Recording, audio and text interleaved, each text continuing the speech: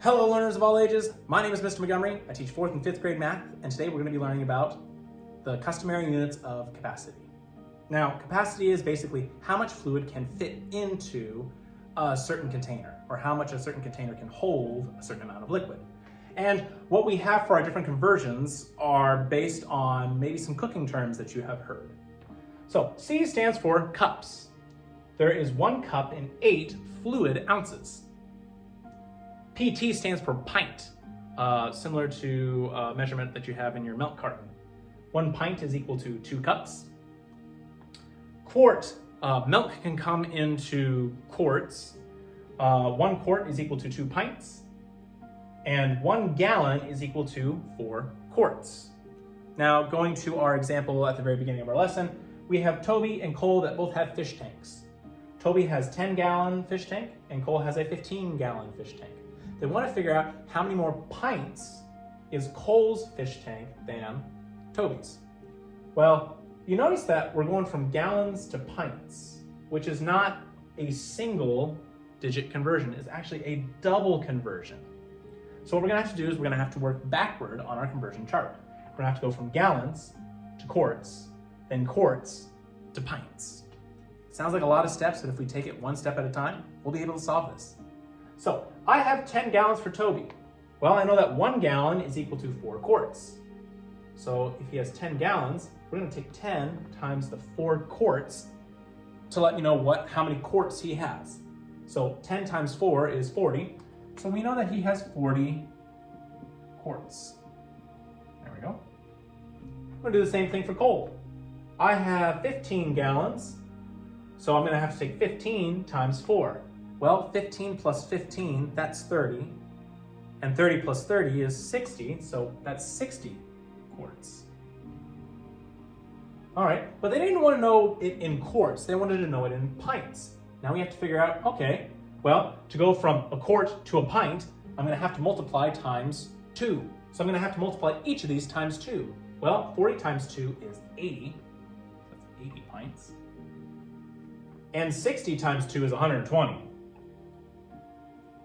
Or 60 plus 60. Now I have to subtract the difference. I have to take 120 minus 80. 0 minus 0 is 0. 12 minus 8 is 4. So there is a 40 pint difference between Cole's fish tank and Toby's fish tank. So let's practice using our conversion chart. Well, for number 1, I have 1 cup is equal to how many fluid ounces? Well, I'm going to try and find cups over here. Hey, 1 cup is equal to 8 fluid ounces. That one gave me the answer. Now we have 2 pints is equal to how many cups? Well, I'm going to find pints. So 1 pint is equal to 2 cups. So if I have 2 pints, it's not 2 cups, it's 2 times 2. 2 times 2 is 4. 4 cups. And last, I'm looking at 3 gallons. Well, 3 gallons going to quarts. Well, 1 gallon equals 4 quarts, so I'm going to have to take 3 gallons times 4 quarts.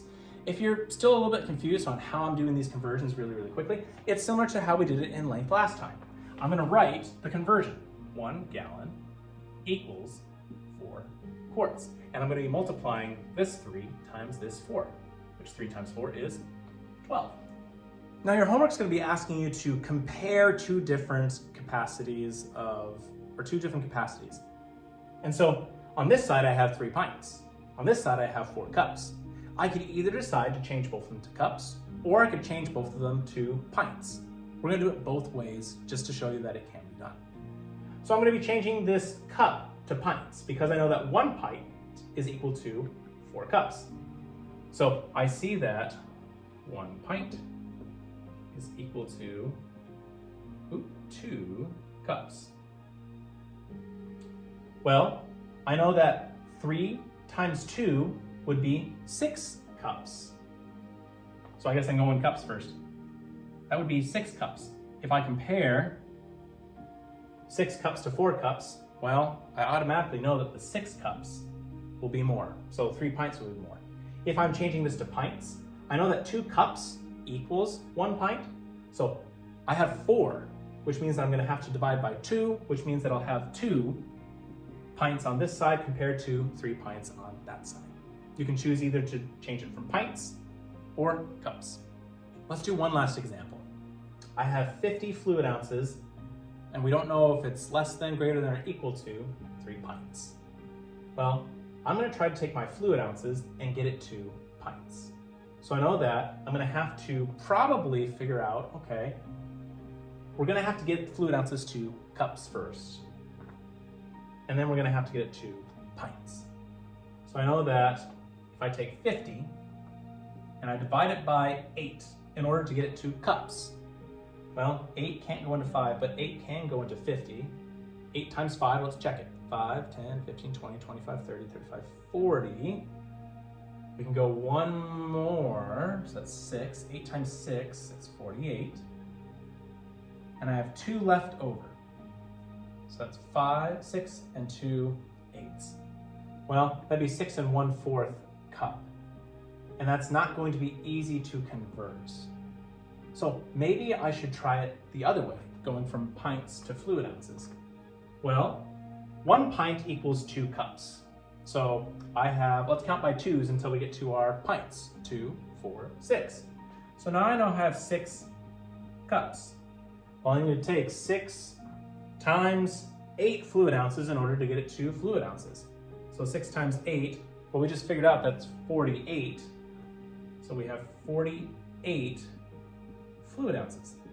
Now, if you're a little confused on how I got there, I've tried to go from 50 all the way to pints and found out that I had a mixed number. And with a mixed number or mixed fraction, it'd be harder to convert. So I tried pints. I knew that 1 pint is equal to 2 cups. So I took the 2 cups times the 3 pints, went 2, 4, 6, I had 6 cups. I can go from cups to fluid ounces, I just have to multiply times 8. And 6 times 8 got me 48 fluid ounces, which means that the 50 fluid ounces is actually greater than the 3 pints. All right, my 4th grade friends, if we take a look at page 221, you will see that we have practice problems number 1, 6, and 11. Number 1 and 6, the directions say rename the measures. So we're going from 8 cups to something fluid ounces, and 4 pints to something cups. For number 11, it says compare, use less than, equal to, or greater than to make the statement true. 2 pints, and we're comparing that to 4 cups. Now, 4th graders, this is something that 4th graders tend to have a lot of questions on. If you do have questions, and if we need to take it a little bit slower, we can do that when you come to class tomorrow.